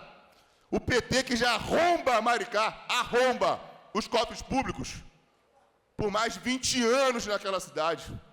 Por mais de 20 anos. Continua roubando, roubando e roubando. Essa é a principal meta do PT em Maricá, presidente. É roubar. Eles roubam da saúde, eles roubam da educação. Agora estão tirando o prato de comida das crianças em suas escolas. É algo inaceitável, inconcebível, a qual todos os parlamentares tinham que denunciar, presidente. Não dá para aceitar um malfeitor, uma patifaria dessa acontecer. Imagine só, presidente, você comer a mesma refeição todo dia, falta de organização, falta de responsabilidade. Nós estamos falando de vidas, e vidas do nosso futuro. E é assim, maricaense, que o prefeito Quaquá trata a população do nosso município. Óbvio, há de se esperar, né? Onde tem o PT, onde tem o Quaquá, é sinônimo de ladroagem. E relembrando a população, o vereador que manda na educação do município, que está retirando o prato de comida das escolas do seu filho, chama-se vereador Radeste, vereador do PT, o pupilo do Quaquá. Ele que comanda a educação em Maricá. O mesmo vereador que queria viajar para Cuba com dinheiro público e foi repreendido pelo presidente. Então, presidente, fica aqui um desabafo, não só como parlamentar, mas de um cidadão maricaense revoltado com essa situação, porque são vários, mas muitos pais que me mandam mensagem relatando esse caos que está na educação de Maricá. Então, presidente, mais uma vez, sendo redundante, estou encaminhando toda essa denúncia ao Ministério Público e aos órgãos competentes. Muito obrigado, presidente. Obrigado, deputado. Eu gostaria de convidar a deputada Célia Jordão para presidir enquanto eu faço a minha fala e depois alterno com a nobre deputada.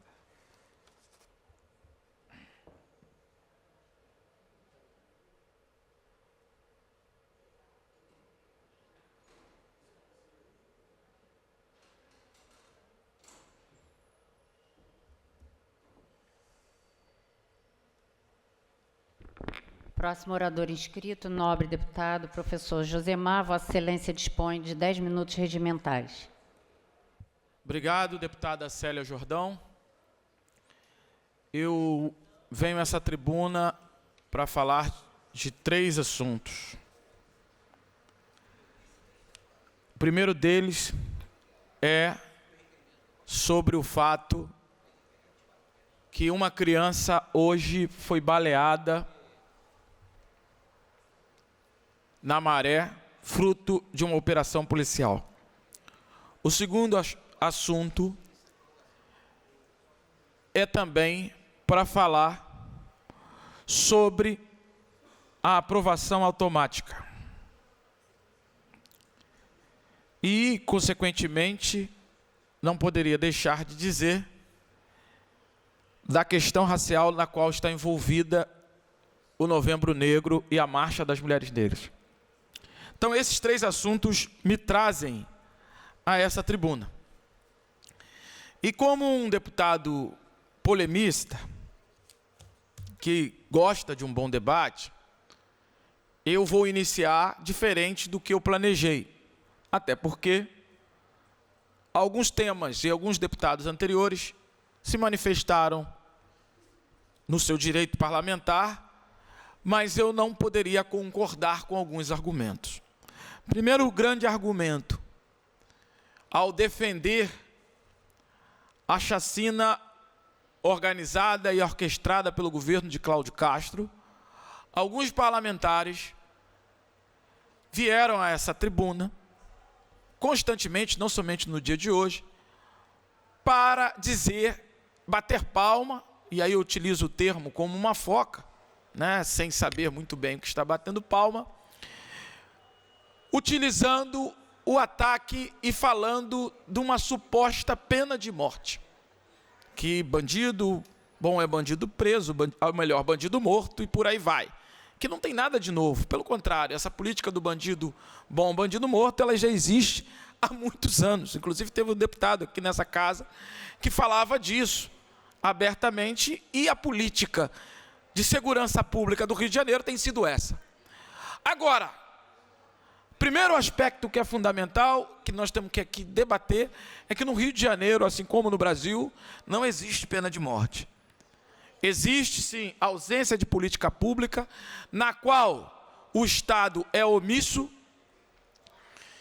e nós temos a política sendo feita como uma necropolítica.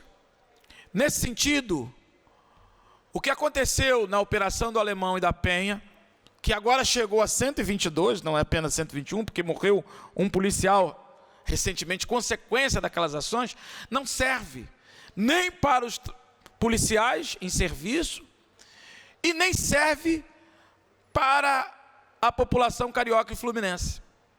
Porque longe de representar, de acabar, de desconstruir com a lógica do narcotráfico, com a lógica que a milícia impõe aos trabalhadores e corpos periféricos, pelo contrário, mata-se, cria-se o terror, o grande terror, na qual temos cada vez mais corpos negros e negras da periferia, e aí acaba até sendo redundante, porque a gente fala disso com constância, sendo assassinados.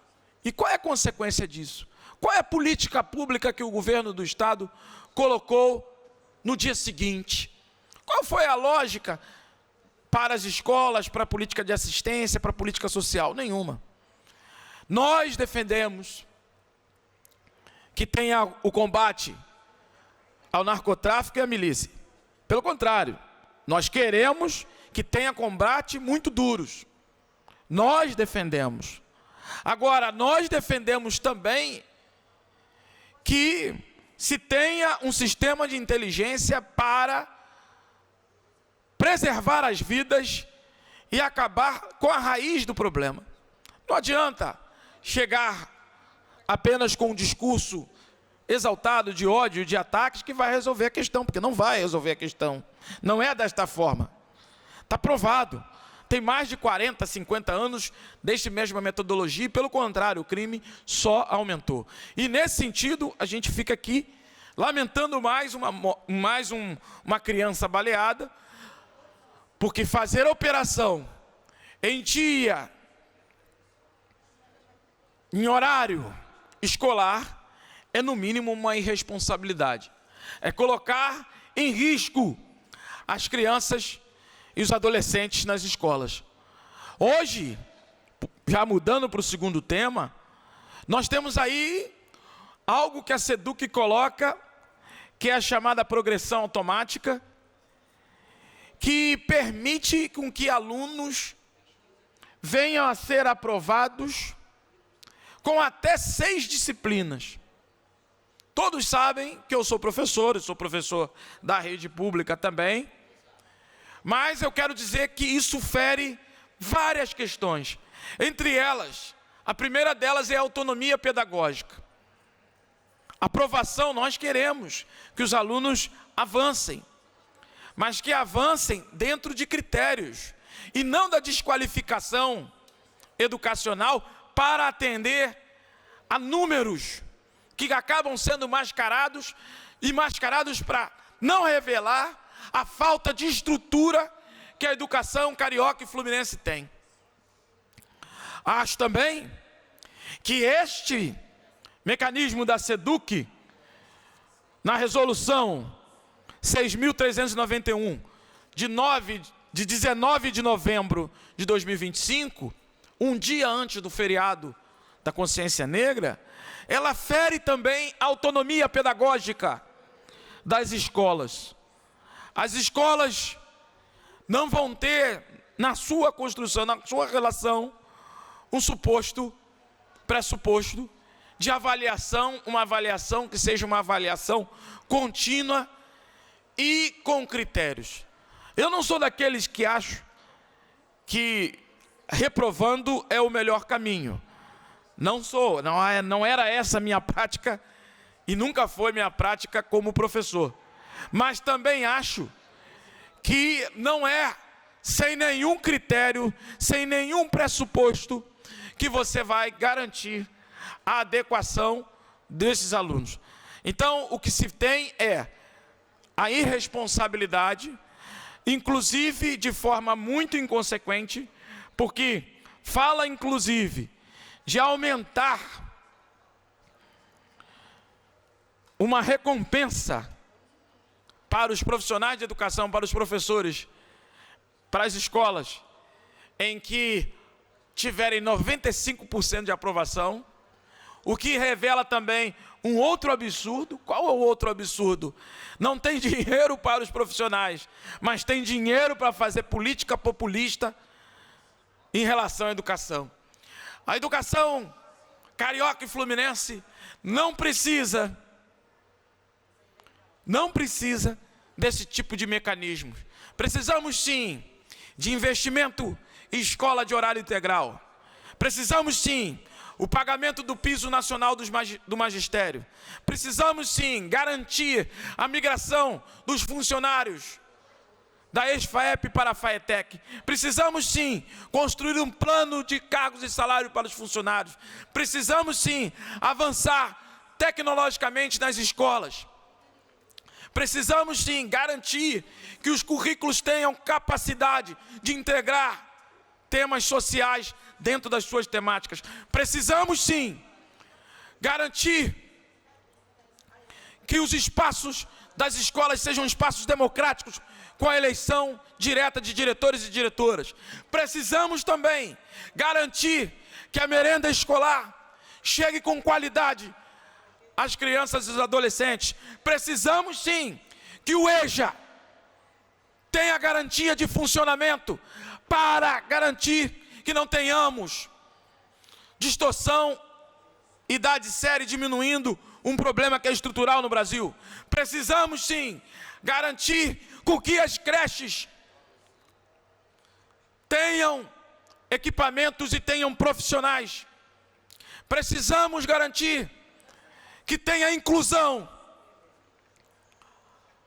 às crianças e adolescentes que são autistas. E precisamos de uma escola que tenha o debate racial, o debate de gênero e o debate de opressões dentro dela, para que a gente possa formar novas pessoas que tenham cabeças arejadas e que possam ter uma outra perspectiva relacionada à educação. Eu quero dizer que essa é a escola que nós queremos construir. Não a escola da maquiagem, não a escola que não respeita o profissional e que faz, e que chantageia. Se você não aprova, você assim não recebe. Esta é a parte do meu discurso relacionado à educação. E por último, eu queria aproveitar que estamos em novembro para dizer e falar sobre o Novembro Negro.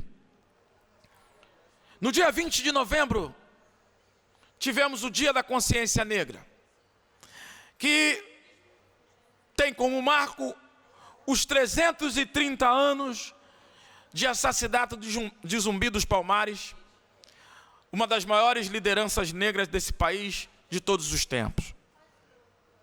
Palmares não era apenas um quilombo, Palmares era um reino clandestino no meio da floresta, para usarmos os termos do nosso grande intelectual Clóvis Moura.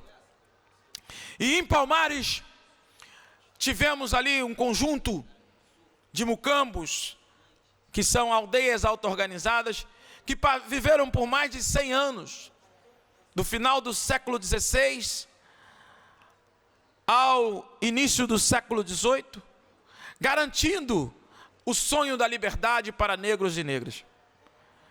Neste Novembro Negro fizemos diversas atividades. O meu mandato participou de diversas palestras em diversas escolas do estado do Rio de Janeiro, de norte a sul. Visitamos comunidades quilombolas, reunimos com líderes quilombolas, reunimos com diversas participações, com diversos movimentos.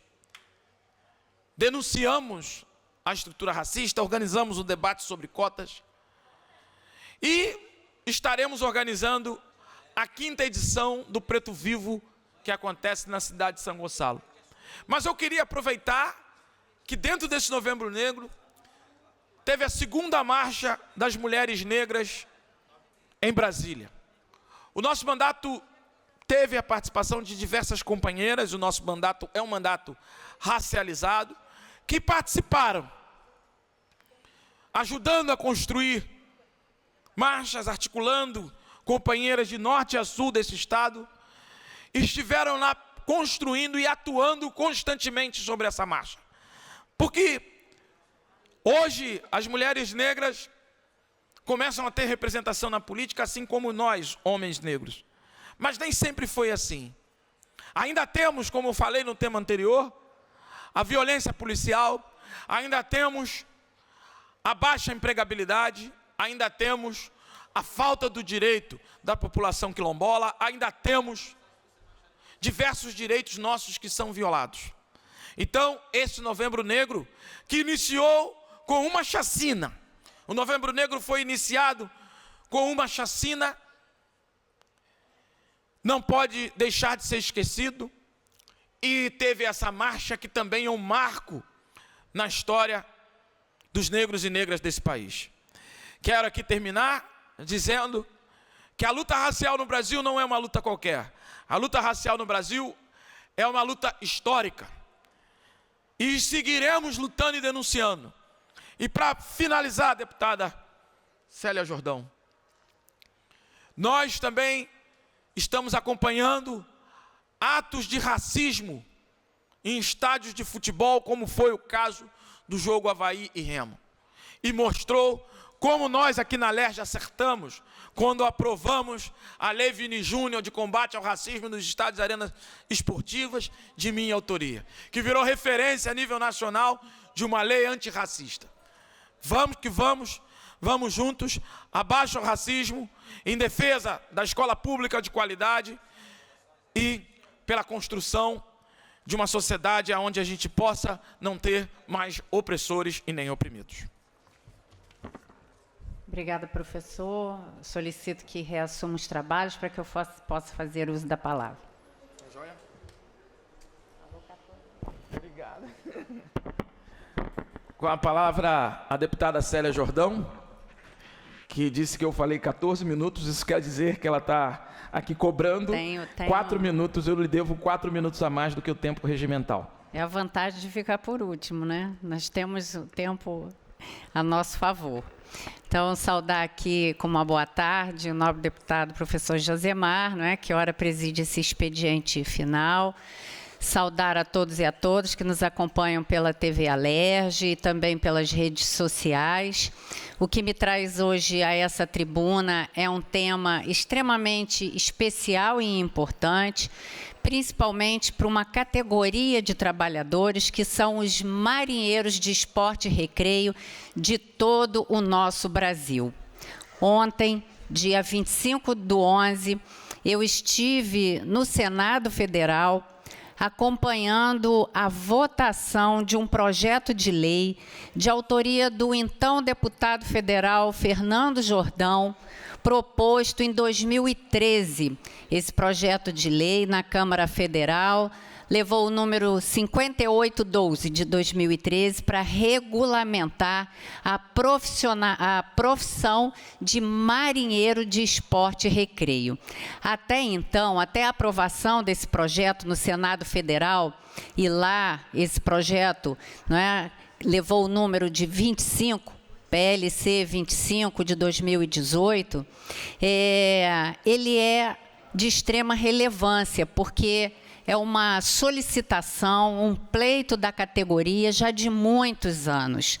Na realidade, a profissão de marinheiro, ela existe, mas o marinheiro de esporte e recreio, ele era contratado, não é, por seus patrões, como domésticos, muitas das vezes fazendo registro em suas carteiras de trabalho como jardineiro, como caseiro, como empregado doméstico.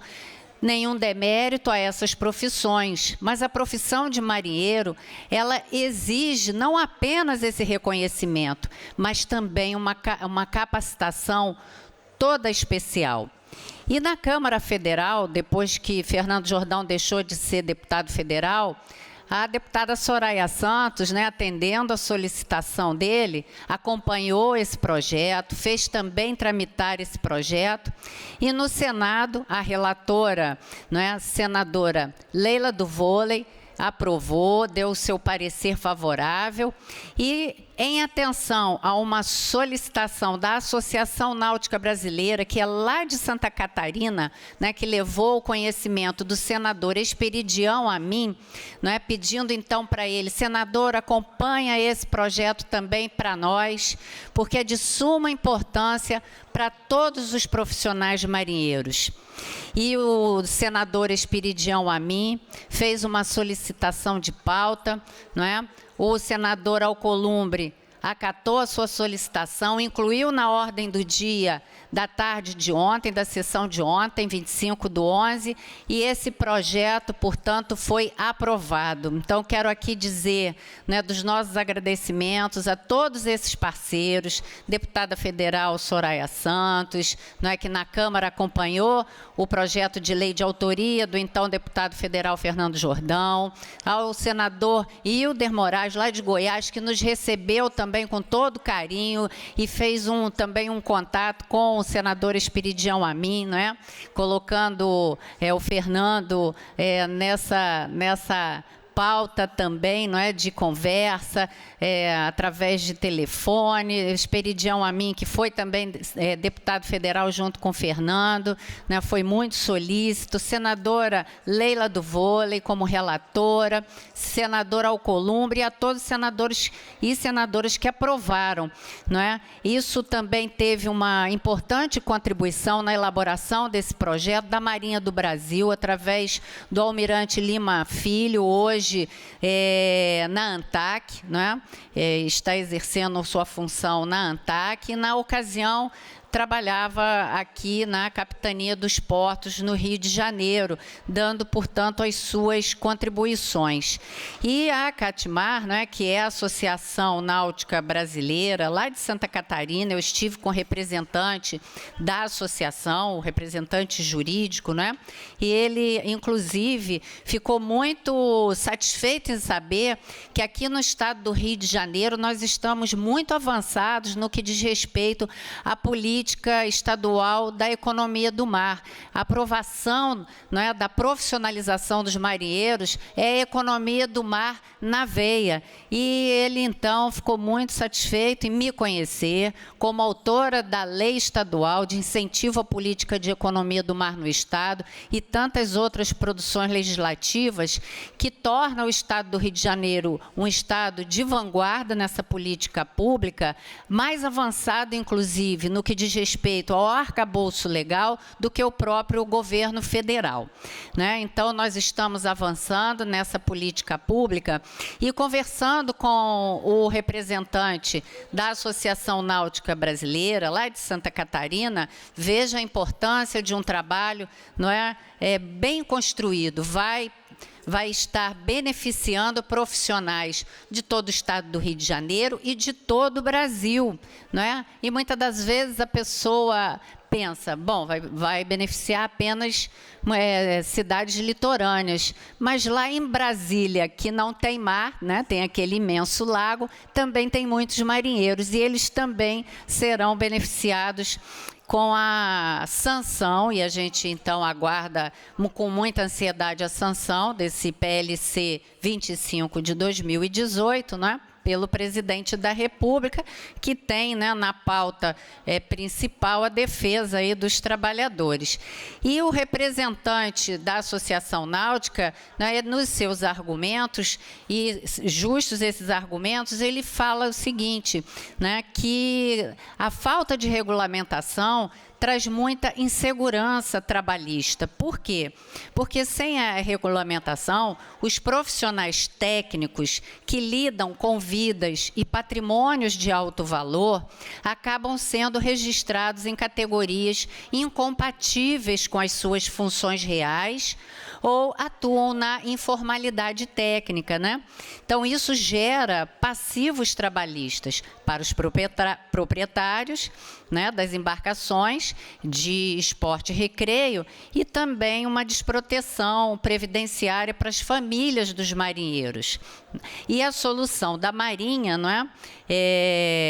Desde 2016, essa associação também atua junto lá, a Marinha do Brasil, em tratativas que envolvem, inclusive, né, a autoria do projeto original e a diretoria de portos e costas, né? A Marinha do Brasil sinalizou positivamente, claro, contribuíram muito para a elaboração desse texto, para a criação da categoria MPER, que é o marinheiro profissional de esporte e recreio, não é? E essa profissionalização, inclusive, vai permitir que a autoridade marítima institua a caderneta de inscrição e registro, que é a CIR, específica, não é? Para essa profissão, e o curso de formação CFAQ, que é mais adequado, tal como já ocorre na Marinha Mercante.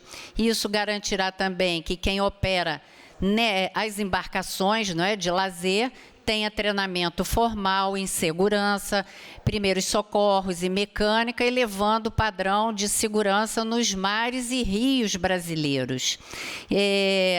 Então, isso foi muito fundamental. O dia 25 foi um dia muito marcante para todos os marinheiros do Brasil. Parabéns a essa categoria, né? E parabéns ao ex-deputado federal, Fernando Jordão, que abraçou esse pleito da categoria e ingressou, não é, na Câmara Federal com esse projeto que agora é uma realidade. Então, um grande abraço, né, para todos os marinheiros do nosso estado do Rio de Janeiro, da nossa querida Angra dos Reis e do nosso Brasil. Agora, de verdade, vocês são reconhecidos como profissionais marinheiros, né? E isso vai trazer uma série de benefícios a todos vocês. Parabéns a todos os envolvidos, os parceiros, os colaboradores que contribuíram na construção desse importante projeto que foi a sanção presidencial. Outro assunto que eu gostaria de tratar nesse expediente final, e já iniciando a minha fala, agradecendo muito a atenção e a atuação do secretário da Casa Civil, Nicola Missione, porque hoje pela manhã, logo cedo, às 8 da manhã, o prefeito municipal de Angra dos Reis me telefonou com muita preocupação. Ontem à tarde, da mesma forma, a secretária municipal de Desenvolvimento Social e Promoção da Cidadania, Thaisa, informando que, com relação aos cartões Recomeçar, que foram repassados da Secretaria de Estado ao município para entregar, não é, aos beneficiários que sofreram, né, com as chuvas de março, tanto no Parque Mambucaba quanto no bairro Belém, estava com um problema com relação ao repasse do valor do cartão. Imediatamente, né, o secretário Nicola atuou e ainda na parte da manhã me passou informações com datas, né, do pagamento, portanto, dos cartões Recomeçar a essas famílias do Parque Mambucaba, assim como também do Belém. E na parte da tarde eu tive a oportunidade, né, de falar por telefone com um grupo, né, de moradores lá do Belém, do bairro Belém, Angra dos Reis, passando para elas, portanto, porque eram mulheres, essas informações. A gente entende, né, que problemas podem acontecer, porque só acontecem também com quem trabalha, né, problemas e equívocos, mas deixo aqui registrado, né, também os agradecimentos ao secretário Nicola, que imediatamente atendeu, né, a minha chamada e ao pleito e solucionou, vindo, portanto, com esta informação, ao subsecretário também, Felipe, aqui da Secretaria de Estado, que também atendeu e vai estar repassando toda a nominata, não é, dos beneficiários para a secretária municipal, para que ela possa informar por lote, né, o nome daqueles que estarão naquela determinada data, podendo fazer uso, de fato, do seu cartão. A gente segue aqui trabalhando, acompanhando, né, todas as ações do Estado, fazendo essa solicitação, né, que nos chega, que chegam essas demandas, não apenas através do próprio governo municipal, mas também do morador, não é, diretamente. A gente está sempre aqui trabalhando para que as coisas ocorram da melhor maneira possível. Então, a secretária Thaisa, assim que estiver de posse, não é, dessa relação de nomes, vai poder, portanto, não apenas afixar nos CRAs, né, a informação dos nomes, os lotes e as datas dos pagamentos, assim como também pela rede oficial de comunicação da própria Prefeitura Municipal. Então, eram essas as minhas palavras na tarde de hoje, desde já agradecendo e também desejando a todos e todas um retorno, não é, em paz para as suas residências. Muito obrigada. Obrigado, deputada Célia Jordão. Você me deve agora 1 minuto, que você falou 15, tá? Então, na próxima expediente final, você está me devendo mais 1 minuto. Não havendo mais oradores inscritos, eu dou como encerrado o presente expediente final.